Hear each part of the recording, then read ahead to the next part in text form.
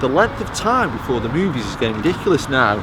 It's like easily creeping into the 20, 30 and sometimes like the 40-minute mark.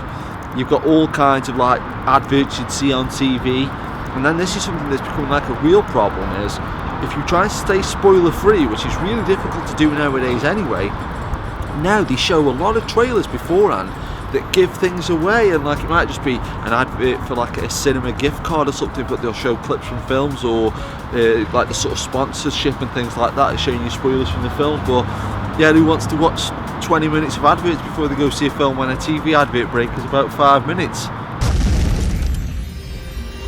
Download Cinime, the app that connects the screen on your phone to this big screen up here.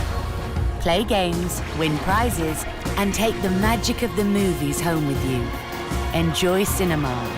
Enjoy it even more with Cinime. Probably since 1895, when cinema was invented, probably one of the dumbest things that ever was associated with the cinema was this thing called the Cinime app. You could download it onto your phone, and you could allegedly answer questions on the cinema screen by sort of texting the answer. And it was really ridiculous because it was like, don't forget to switch your phone back on, which is obviously something you want to tell people in the cinema.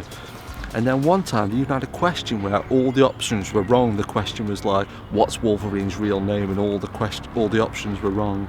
And then it was just so inane and so puerile and stupid that like you try and get people to use this app and switch the phone on when that's the last thing you want people doing in a cinema. And luckily, from what I've read on the internet, it seems like this company's closed down. But yeah, the Cinime app was pretty stupid. One thing though that surely is like just a prerequisite for a cinema showing is getting the actual footage clear that's being projected. And I've actually been with other people, so I know it's just not these glasses not working right. I saw The Finest Hours here and it was blurred. I've seen Godzilla with somebody else and that was blurred, the 2014 Godzilla. It's become like a little bit of a modern problem of like digital projections or not having an actual projectionist half the time. But yeah, it's a real problem. Blurred screens. Who'd have thunk it, eh? And this is another one of those things, it's like these little small things that keep chipping away at the experience. This was quite recently as well, but when I went to see Creed, during like the trailers and the adverts, they left the house lights on. I was thinking, oh, when it gets to the film, they'll actually switch them off. When the film started, the house lights were still on, and I thought, should I go tell somebody? And I thought, oh well, I actually know, because I previously worked there, I knew where the light switch was on the wall, so I just ran down to the wall, switched off the lights. But if I had to switch them off, the house lights would have been on during the whole film. And it's just, God, it's just, it makes you just like, why do I come to cinema?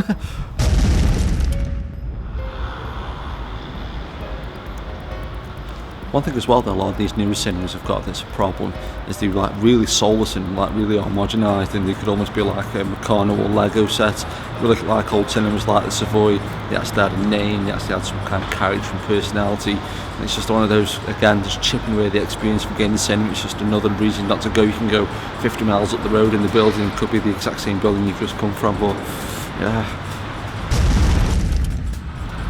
I know this might be almost unique to me, but I'm one of the few people that actually likes watching the credits, and almost without fail, you can guarantee if you're actually sitting watching the credits and like just listening to like some of the great, because you always usually put like the orchestral music on the credits and stuff, or I know there's like an after the credits scene, but the staff always just come in and really give you like dirty looks or talk right next to you to the other staff members, and sometimes switch like the house lights on, or then switching back off because and then like, and you're thinking, oh god, wish you'd leave. And this was a really amazing example when I went to see Batman vs Superman. The manager came out and said to everybody, oh, he doesn't come back on after the credits. And I thought, oh, that's kind of fair enough in a way. It kind of annoyed me a little bit. But then he came back out again about a minute later and goes, oh, you lot are still here, I can't believe it. I was like, what? He actually said it twice? Bloody hell. One thing what a lot of these cinemas doing, which is really crazy, they've actually started having Wi-Fi built into the cinemas. And just as people were starting to get out of the habit of being on the mobile phones, getting all the grief of being on the phones, now it's encouraging people to go on Facebook or Twitter or whatever. And I've seen people like on the phone throughout the whole film, and it's lighting up the screen, you can see it out the corner of the eye and stuff like that. And you think these mental defectors are just paying like upwards of £10, £15, £20 for going on Facebook instead of watching the film? Why?